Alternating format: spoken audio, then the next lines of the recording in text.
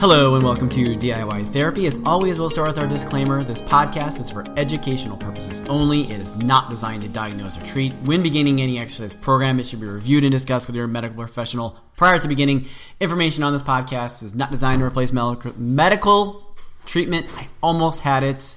Yeah, that was like the perfect game. Almost had it. Blew in the ninth inning right there. It was the bottom of the ninth. Bottom of the ninth. You know, the last, there's 2 outs, 2 strikes. And guy just nails a home run on you. Yeah, because I suck. And it was a 1-0 game, so now it's tied. And you might lose it. Yeah. Oh, my name is Will. Is with me as always is Amy. Finish it. What's up, guys? So what's going on? Anything new? Schools, just getting back in the rhythm of the school for the kids. Yeah. We have family coming over this weekend, so we're going to be my wife, who already is a little OCD with cleaning things. Once we have like family from out of town coming over, she has to like double down with the cleaning. So I've got a whole laundry list of things to do this afternoon to get ready for the family coming into town. So that's on my docket here coming up. Pretty exciting stuff, let me tell you. We have at the in-laws, their hometown, they have a festival, and they have a 4-miler, which I have ran in the past, but due to my hips, I've not been running. So this should be good. I'm making the poor decision to actually run in this. Oh. Which, for new listeners, I have, at 41, apparently very severe. He looks a lot older. Just because of the gray hair and really. The balding, it's much, much worse than... But I have severe arthritis in my hip that... Severe. It's fine. No, it is severe. It is. Oh, yeah. It's like... By an X-ray by diagnosis, because as per medical professional, you tend to just diagnose yourself. Mm-hmm. I thought it was more soft tissue-y stuff, and after dragging my leg around, my wife finally made me go to see somebody, and big old X-ray and like big old arthritis, like... Dang it! Was not expecting that. Yeah, so we were thinking hip impingement. Oh yeah, but not severe arthritic changes. No. Yeah. So I've kind of peppered in some running again, just like nothing like long distance or anything like that. Just like sprints, like quarter-mile sprints. Really? Well, they weren't really sprints. I was going to say, what's? I mean, a sprint for me that is like on the treadmill is like 10 miles an hour for a quarter mile. Okay. That's a sprint? I mean, for a quarter 10 mile. miles per hour. Wait. Oh, okay. Yeah, that's not that bad. That's a 6-minute mile. Yeah. Yeah. Okay. So like, all right. I was backwards there. I thought you meant a 10-minute mile is what I thought. So yeah, I'm like a 10-minute. I'm like, that's a sprint. No, yeah, no. So, and my hips managed to tolerate that. So this is a 4K. It's a 4-miler. 4-miler. Yeah. Ooh. What's the longest you've ran thus far then? I accidentally ran 5 miles other. Hold on a second. Accidentally? Yeah. You accidentally? Because it's been so long. From our house outdoors, we have it's like any runner. You have routes. Your path, yeah. Yes. And I had forgotten I took the path, a route that I had forgotten how long it was, and I thought it was a 4-miler. And midway out, I'm like, son of a... And it was like a Saturday morning where we were doing something, like, soccer was going on for the kids, so I had to like, I can't just turn around because I'm already literally halfway, and like, yeah. So it was. It ended up being fine. It didn't feel any. But anyway. Yeah. Well, good luck with that. Is Michelle running? Yes. Oh, cool. Yeah. Is your mom running? No. Oh. Maybe no, but there is a 1-miler that Nora, my 8-year-old, is running, and then they have like. And then they have like they say it's a quarter mile, but it's not. It's like it's probably like 300 yards or something like that. Sprint for the kids. So they line up like however many kids want to line up in this, and it's they call it a stampede because it's literally a stampede. Oh yeah, they just the pits. There's always like 4 kids that fall and like there's face plant. Yes, they get ran and they get run over. Yeah. It's basically... It's not the running of the bulls. No, it's literally Lion... It's Lion King, and one of the kids is like Mufasa. It just gets run over. Poor Mufasa. All right. Well, good stuff. Yes. Good luck with all that. Today we're talking about cupping and dry needling. Oh. A couple of newer to physical therapy, at least. Mm-hmm. They're both very old techniques, but they're new fads in the physical therapy realm. Mm-hmm. They're getting kind of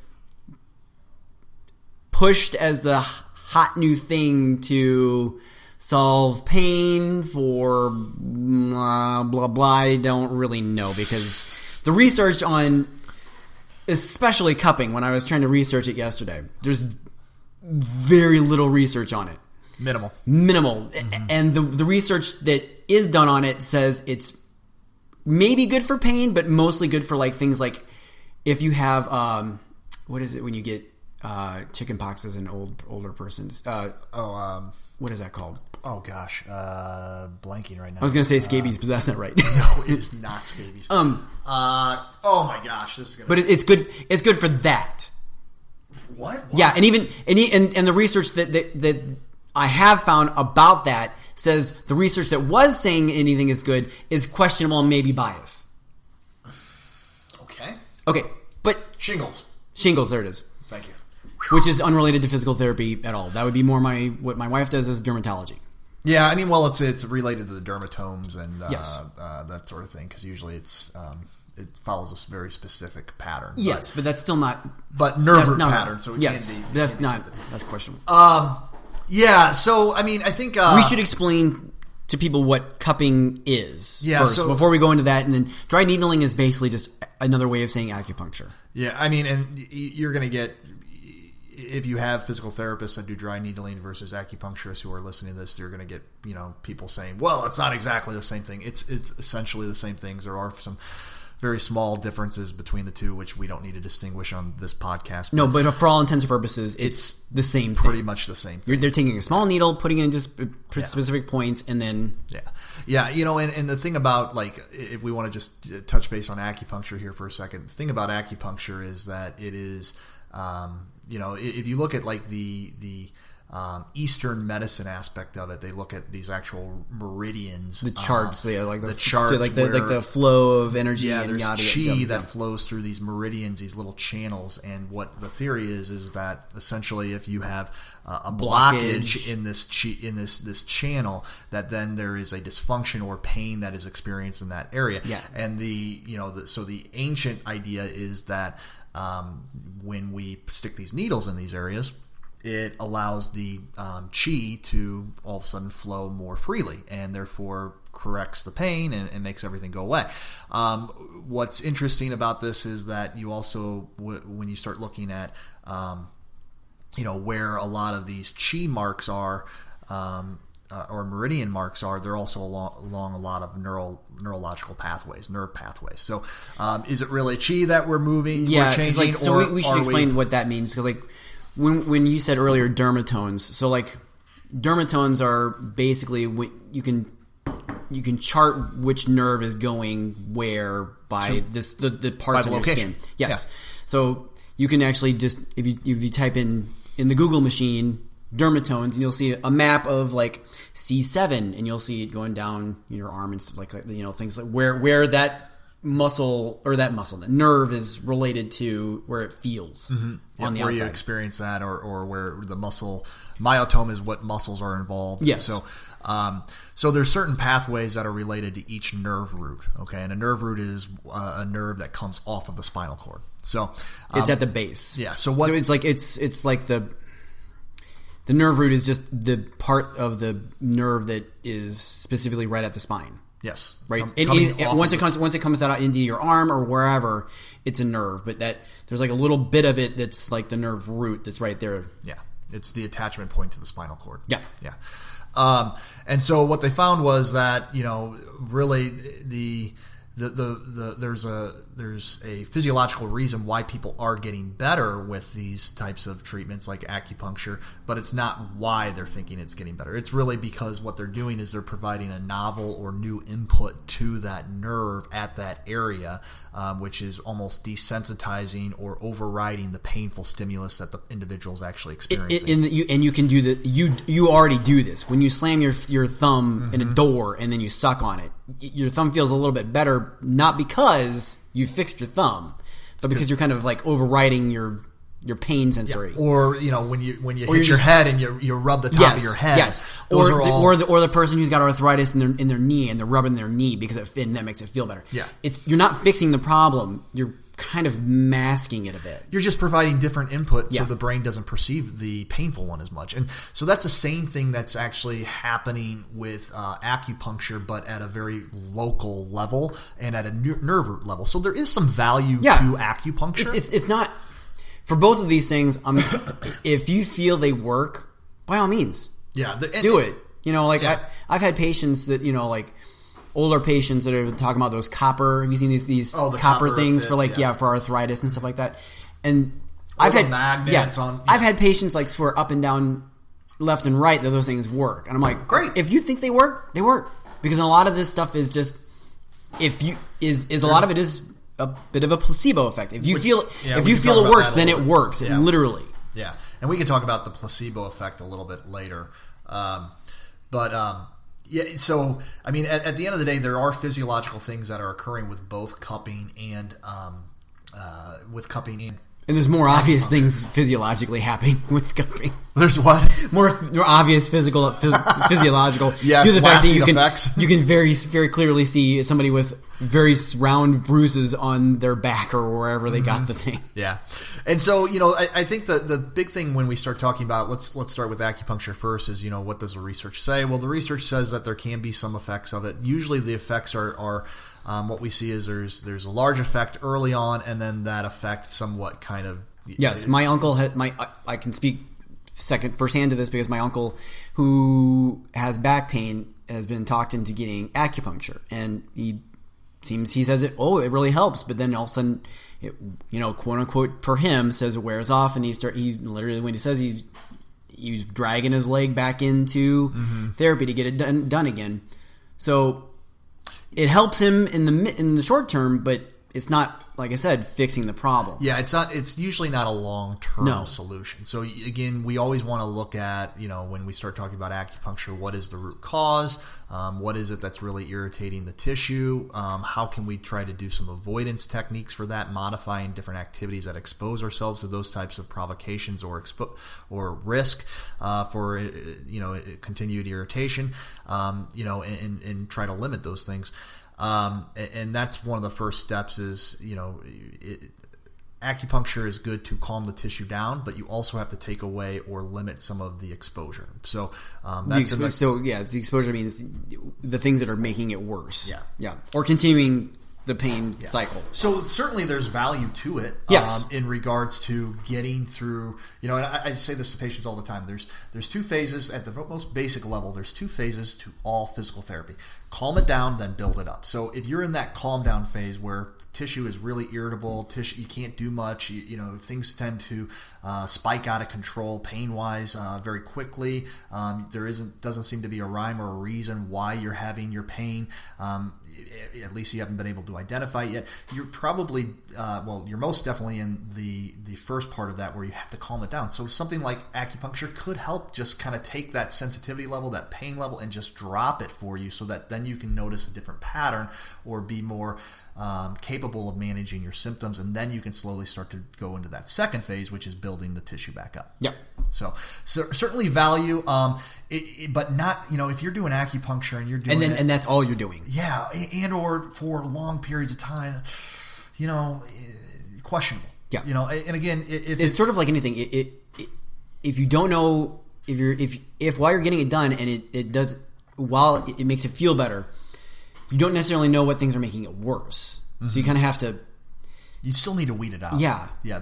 I was telling a guy the other day, he came in and he had low back pain, he had neck pain, he had shoulder pain, and he had ankle pain, and he wanted all four treated all on an hour eval. I'm not laughing because he's in pain. I'm laughing because these things aren't realistic. It is very difficult to get over a chronic pain issue, and you have to really look into the details. And when symptoms are out of control, it's one thing to try to get those to calm down, but then long term wise, you need to really look into the details of this stuff so that you can kind of find out what your unique situation is and what's actually being, again, what kind of role you play in your symptoms.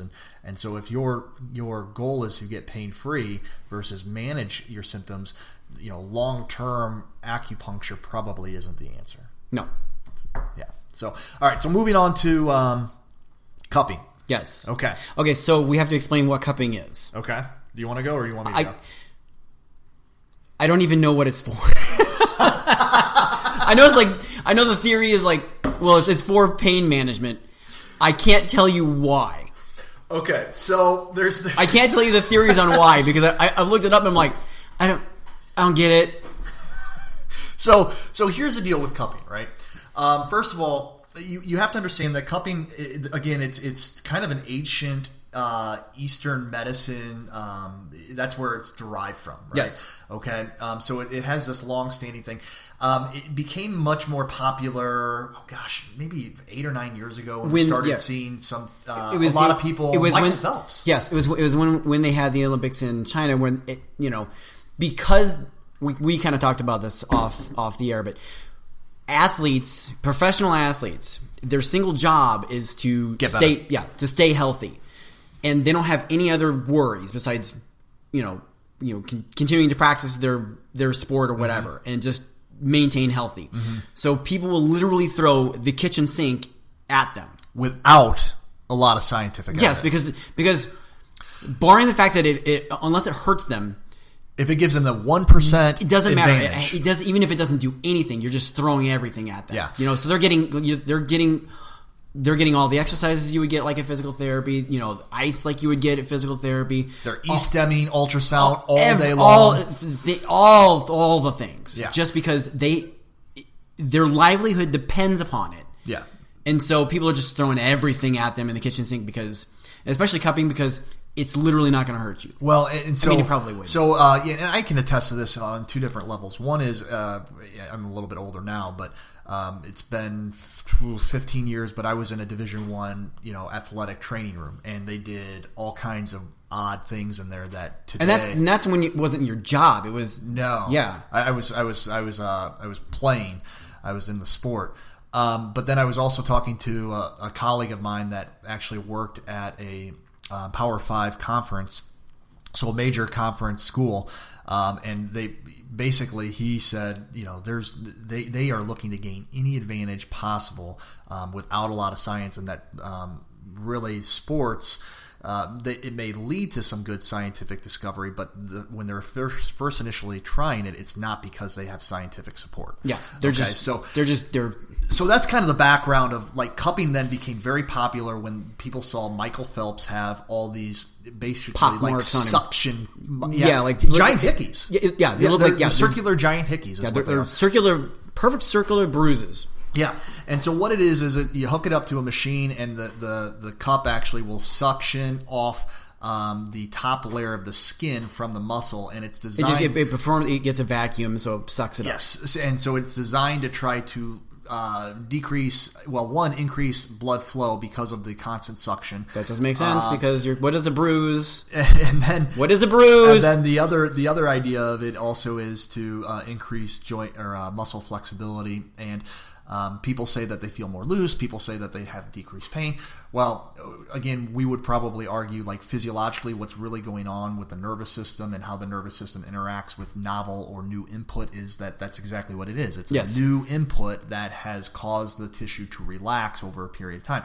Now, again, this goes back to exactly what we were just talking about in terms of acupuncture. This is a great thing that if you're having a lot of muscle tone, if you're having a lot of restriction in terms of muscle movement, shoulder movement, leg movement, whatever it is, because you're having pain and your body's guarding, it might be a good, nice, new, novel input to allow the tissue to calm down. But long-term wise, this isn't going to be the answer. No. Yeah, and there's a lot of different. If you talk and if you look at the research, there's a lot of different. We have.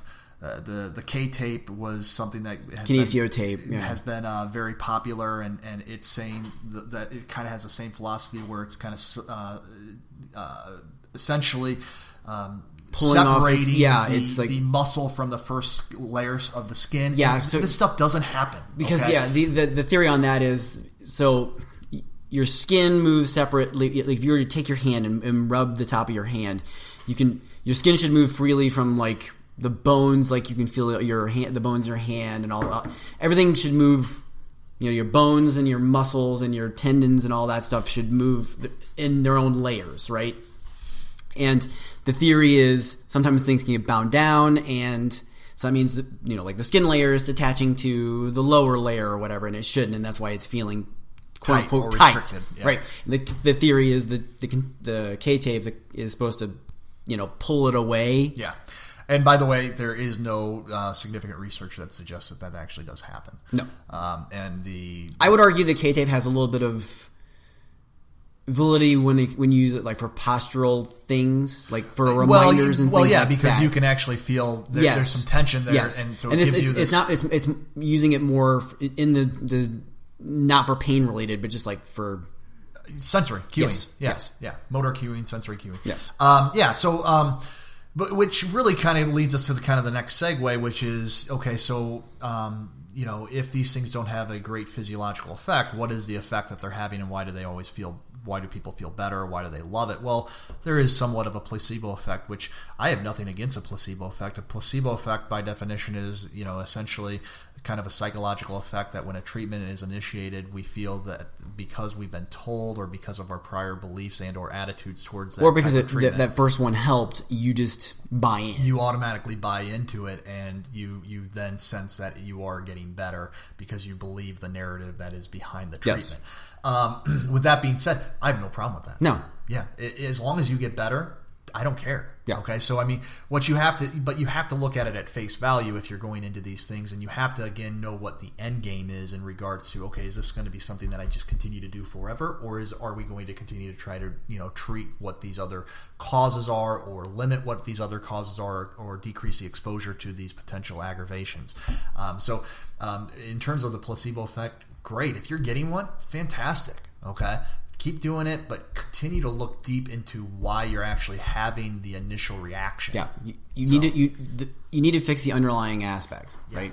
Yeah, whether that's exposure to an irritation. It's like your car has got a rattle, and you're continually turning up the volume on your radio so you can't hear the rattle. Yeah, well, the rattle's still there. This rattle's still there, and it might be getting worse, but you keep turning your radio up, and you can't hear that rattle anymore. So it's So that I don't know. That probably pretty much wraps up our our talk on that. There's value to it. Overall, overarching, kind of thoughts on it. There's certainly value to it. It shouldn't be something it needs to be taken with a grain of salt, and you need to have a long-term plan with it. Yes. Yeah. By no means should you not be doing these things, because they're worth a try. I mean, I've heard people respond poorly to dry needling. Well, and I think the other thing that is probably to note here too is that and this kind of goes into the business model of maybe rehab facilities is everybody's trying to get a little bit of an edge, and this is just another way if you have somebody to offer like, hey, we have this new treatment. Yeah, yes. and I think that's another reason why you're seeing it pushed a lot in clinics. So and again, I'm not it just needs to be applied the right way. Yes. It shouldn't be this blanket response that, oh, you're coming here for headaches. You should be getting this. Oh, you're coming in here for shoulder rehab. You should be getting this. Yeah. As a patient, you need to be a little more aware of that. Yes. Yeah. It's that they're and you need to have the right questions to ask. Yes. Why are we doing this? Yes. So again, nothing wrong with the treatments. There's value to them, but just know why and what's the long-term end game solution. Yeah. Yep. That's all I got. That's all I got too. I mean, we're on the same page. It's like if it helps, good. If it, but it again, it's not a long-term solution. Mm-hmm. Yeah. So that's all I got. That's all I got. All right. Wrap it up. This podcast was for educational purposes only. It is not designed to diagnose or treat. When beginning any exercise program, it should be reviewed and discussed with your medical professional prior to beginning. Information on this podcast is not designed to replace medical treatment. Never going to get it. Remember, treat yourself.